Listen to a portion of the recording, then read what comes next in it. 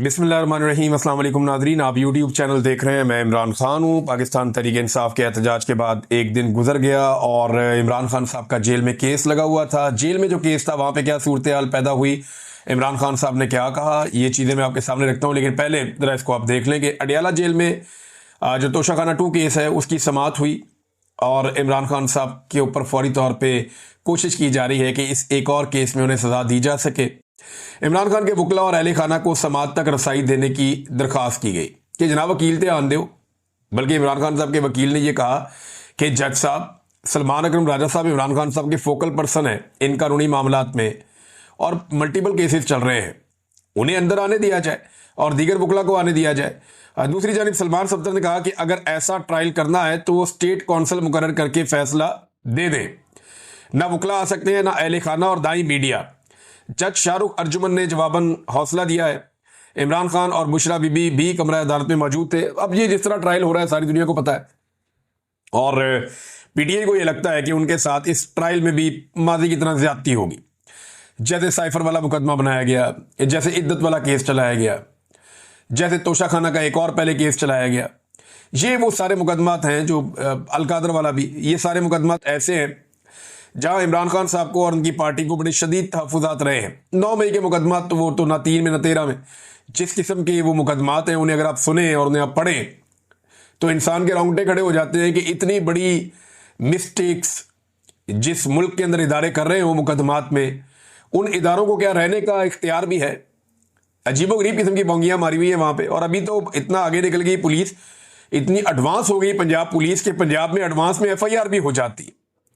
वो गुजरपुरा की एक FIR गर्दिश कर रही है, वो 4 तारीख को हो गई थी कि 5 तारीख को ये होने वाला है जनाब, पहले से हमने FIR दे दी है। बहरहाल इमरान खान साहब ने यहाँ पे कुछ बातें की। एक तो उन्होंने खुशी का इजहार किया इमरान खान साहब ने कि इतनी फस्तायत और जुल्म के बावजूद, जबर के बावजूद लोग निकले और लोग अपनी मदद आपके तहत निकले। ये भी इमरान खान साहब ने कहा। इतना जुल्म किसी मार्शल लॉ में भी नहीं हुआ जितना जुल्म अब हो रहा है, ये भी इमरान खान साहब ने कहा। दूसरा, इमरान खान साहब ने नई हिकमत अमली मुतारफ करवाई है जिसे पाकिस्तान तहरीक इंसाफ के लोग, स्पेशली वो न्याजी साहब जो अहमद न्याजी साहब, वो भी ये कह रहे थे कि इमरान खान का हुक्म आया है कि अब स्मार्ट एहतजाज करना है। ये स्मार्ट एहतजाज क्या होता है? इमरान खान साहब ने सन 2020 में जब कोरोना वायरस आया तो उस वक्त इमरान खान साहब ने कहा था कि स्मार्ट लॉकडाउन हम करेंगे, इससे नुकसान कम से कम होगा और हम अपना टारगेट भी अचीव करेंगे, अपने लोगों की जान भी बचाएंगे। यानी हम नुकसान से भी बचेंगे और हम कोरोना वायरस से भी बचेंगे। ये इमरान खान साहब ने जब स्मार्ट लॉकडाउन का कहा तो इसके ऊपर अपोजिशन ने बड़ा मजाक उड़ाया। एस्टेब्लिशमेंट ने सहाफ़ियों को बुला बुला कर कहा कि हमारा वजीर आज़म शायद अजीब अजीब हरकतें कर रहा है, आप जनाब इमरान खान को समझाएं। एस्टेब्लिशमेंट कहती थी सहाफ़ियों को कि इमरान खान को जाकर कायल करो कि वो पूरे मुल्क के अंदर लॉकडाउन लगा दे। सहाफ़ी जाकर इमरान खान साहब से कहते थे कि जनाब आप पूरे मुल्क में लॉकडाउन लगा दें। एस्टैब्लिशमेंट सियासतदानों से भी कहती थी, अपोजिशन से भी प्रेशर डालती थी, मीडिया को भी कहती थी ताकि इमरान खान साहब पूरा लॉकडाउन लगाएं और इमरान खान साहब का पूरा बंदोबस्त हो जाए। तो इमरान खान ने तो जमहूरी होने का सबूत दिया था, लेकिन इमरान खान के मुखालिफिन बहुत ही घटिया निकले और उन्होंने तमाम जमहूरी इकदार जो हैं उन्हें पामाल किया है सिर्फ इमरान खान की मुखालफत में और उसके खौफ की वजह से, उसकी मकबूलियत की खौफ की वजह से। और उनको क्या मसला है? इन्हें लगता है जब तक इमरान खान है या उसकी मकबूलियत है, सियासत में इनकी दाल नहीं गलेगी। वो ये कहते हैं स्मार्ट एहतजाज करें, यानी आपने गिरफ्तार नहीं होना और आपका अपना नुकसान नहीं होना चाहिए, लेकिन आप हुकूमत के नाक में भी दम करके रखें। और यानी वो कहते हैं भगा भगा के मारे इन्हें। अब एक ही रास्ता है पाकिस्तान तहरीक इंसाफ के पास कि वो एहतजाज करें और पुलिस के आने से पहले निकल जाए, या रैलियां निकालें, छोटी मोटी एहतजाज करें, मुख्तलिफ शहरों में, मुख्तलिफ देहात में, अलग अलग जगह पे करें। वो उन्होंने किया है। अब ये सिलसिला आगे बढ़ेगा तो पाकिस्तानी एक नई तरह की सियासत देखेंगे, एक नए तरह का एहतजाज देखेंगे, जिसके लिए ना तो पाकिस्तानी मीडिया ट्रेंड है और जिसके लिए ना तो पाकिस्तान का सिस्टम पहले से ट्रेंड है और ना इन्होंने ऐसी चीज़ पहले विटनेस की है। इमरान खान साहब ने पाकिस्तान की सियासत में बहुत सारी ऐसी चीज़ें मुतारफ करवाई जो इससे पहले नहीं थी। सबसे बड़ा जो इमरान खान साहब का कंट्रीब्यूशन है पाकिस्तान की सियासत में, वो मिडिल क्लास को सियासत के अंदर लेकर आना है। मिडिल क्लास जो सियासत से अपने आप को इररेलेवेंट रखती थी, यहाँ पे एक मिडिल क्लास के अंदर मशहूर जुमला होता था, मैं तो बिल्कुल गैर सियासी हूँ भाई, मैं तो बिल्कुल सियासत में नहीं हूँ भाई। यानी ये बड़ा फख्र समझते थे लोग के भी सियासत से मेरे से सियासी बात कोई ना करे, तो गाली समझते थे लोग इसको। तो इमरान खान साहब ने लोगों को इस तरफ तवज्जो दिलवाई उन्हें लेकर आए, और अभी वही मिडिल क्लास जो है वो गले की हड्डी बनी हुई है, ना वो निगली जाती है ना उगली जाती है एस्टेब्लिशमेंट से। ये मिडिल क्लास इतनी रेलिवेंट हो गई है कि बाकी सारे के सारे इररेलिवेंट हो गए हैं, और ये पाकिस्तान चलाने वाले लोग हैं, तगड़े लोग हैं। भारत इमरान खान साहब ने अब स्मार्ट एहतजाज का हुक्म दिया अपनी पार्टी को और कहा जी भगा भगा के मारेंगे। इमरान खान साहब ने जो कारकर्दगी है कारकुनों की, उससे इमरान खान साहब ने कहा जी कि वो मुतमईन है।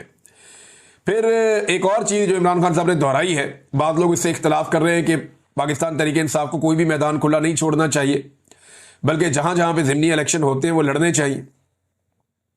मैदान तो वाकई खाली नहीं छोड़ना चाहिए, और जहां ज़िमनी इलेक्शन होते हैं वो आपको लड़ना चाहिए। पॉलिटिकल पार्टी यही कर सकती है, मजीद एक्सपोज कर सकती है।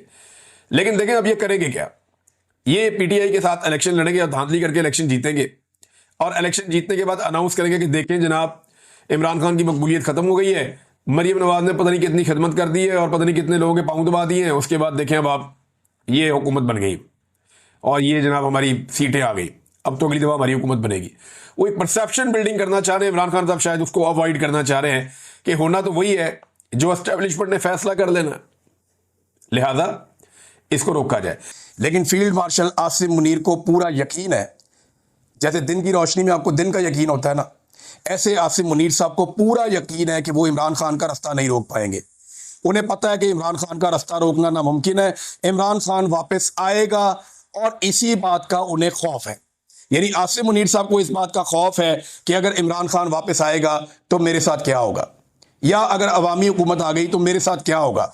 ये जो खौफ है ना, ये जीने नहीं देता, ये खौफ इंसान को सांस नहीं लेने देता, ये खौफ आपको ज़हनी तौर पे इंतशार का शिकार कर देता है, परेशानी का शिकार कर देता है। अपने उस खौफ से बचने के लिए आसिम मुनीर साहब ने अपने इर्द गिर्द आईन की एक दीवार खड़ी की है। इसको आप समझ लें, सिंपल कर लें। आसिम मुनीर साहब को इस बात पे पूरा ईमान है उनका, और उन्हें इस बात का पता है कि हर हाल में इमरान खान ने वापस आना है, और आसिम मुनीर साहब की बस हो गई है। उन्हें पता चल गया कि इस आदमी का रास्ता नहीं रोका जा सकता, ये प्रेशर आना ही आना है। अभी ये ट्रंप के बलबूते पे थोड़ा पाकिस्तान की हुकूमत और एस्टेब्लिशमेंट उछल कूद कर रही है, लेकिन बड़ी जल्दी ये भी बंद हो जाएगी। ट्रंप इनका चेहरा लगा रहा है, वो मैं आपको बताऊंगा किसी और वीलॉग में वो उनके साथ कैसे खेल रहा है, वो आपको बाद में बताते हैं। लेकिन ये बात आप जहन में रख लें कि आसिम मुनीर साहब डरे हुए हैं इमरान खान से। उनको पता है कि ये बंदा आ गया या अवामी हुकूमत आ गई तो हमने जो कुछ कर छोड़ा इस मुल्क के साथ उसका खुमियाजा हमें भुगतना पड़ेगा। ये जो कुछ हमने इस मुल्क के साथ किया है, इस मुल्क के लोग और इसका कानून हमसे पूछेगा। अब उन कवानीन से बचने के लिए या उन चीज़ों से बचने के लिए एक तरीकाकार इख्तियार किया गया है कि एक आईनी दीवार खड़ी की गई है अपने इर्द गिर्द। उस दीवार के अंदर क्या है कि मैं सारी ज़िंदगी रिटायर ही नहीं होऊंगा, मुझे सारी ज़िंदगी मुराहत मिलती रहेंगी, मुझे जो है सारी ज़िंदगी इस्तिस्ना रहेगा, मेरे ऊपर कोई केस नहीं होगा, और मुझे हटाया भी नहीं जा